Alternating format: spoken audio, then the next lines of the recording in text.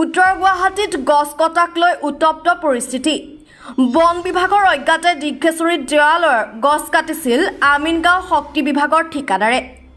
পথৰ দাঁতিৰ গছ কাটি তহিলং কৰাক লৈ উত্তপ্ত হ'ল ৰাইজ। গছ কটা লোকক আবদ্ধ কৰি খবৰ দিলে স্থানীয় বন বিভাগক। দীঘেশ্বৰী বিটৰ বন বিষয়াৰ দল উপস্থিত হৈ জব্দ কৰে কটা গছ। অসাধু ঠিকাদাৰৰ বিৰুদ্ধে গোচৰ ৰুজু কৰিব বন বিভাগে। ইতিমধ্যে অঞ্চলটোৰ পাহাৰ কটাক লৈ অগ্নিশৰ্মা ৰাইজে গছ কটা ঘটনাৰ তদন্তৰ দাবী উত্থাপন কৰিছে। চাংচাৰীৰ পৰা খৰ্গেশ্বৰ নাথৰ ৰিপৰ্ট, বাৰ্তা ডেইলী।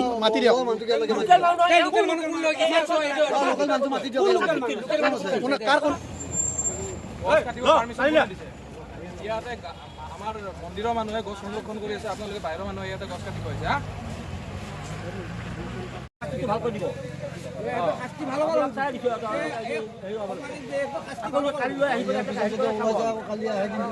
এই গছ বন কটা কাৰ্যত অতিশয় দুখ অনুভৱ কৰিছোঁ, কাৰণ এই গছখিনি দীঘেশ্বৰী দেৱালয় পৰিচালনা সমিতিৰ তত্বাৱধানত আছে।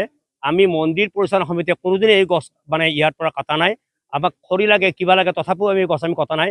গতিকে তেনে ক্ষেত্ৰত এই ইলেক্ট্ৰিচিফিকেশ্যনৰ নামত ইয়াত গছজোপা কটা আমি অতিশয় দুখিত হৈছোঁ। আৰু চৰকাৰে ইতিমধ্যে অমৃত বৃক্ষ আন্দোলন কৰিছে, কিবা কৰিছে, কিন্তু আনহাতে উন্নয়নৰ নামত গছ কাটি তহিলং কৰিছে। আমাৰ যিখন দীঘেশ্বৰী পাহাৰ, বিশেষভাৱে মান্দাকাটা পাহাৰ, এই মান্দাকাটা পাহাৰখন আপোনালোকে জানিব যে ইতিমধ্যে তহিলং হৈ গৈছে, ভিতৰখন ফোপোলা হৈ গৈছে।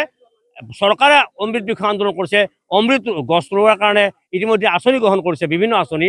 গতিকে এই আঁচনি আচলতে ফলপ্ৰসূ হোৱা যে নাই, এই কথাটো আমাৰ বোধগম্য হৈছে। আৰু উন্নয়ন এনে উন্নয়ন নিবিচাৰোঁ যি উন্নয়নে আমাৰ ক্ষতি কৰিব পাৰে। গছ কাটিলে, গছ থাকিলে মানুহ থাকিব, এই বচনটো আমাক সকলোৱে শিকায়। গতিকে গছ কাটি আমাক উন্নয়ন নালাগে।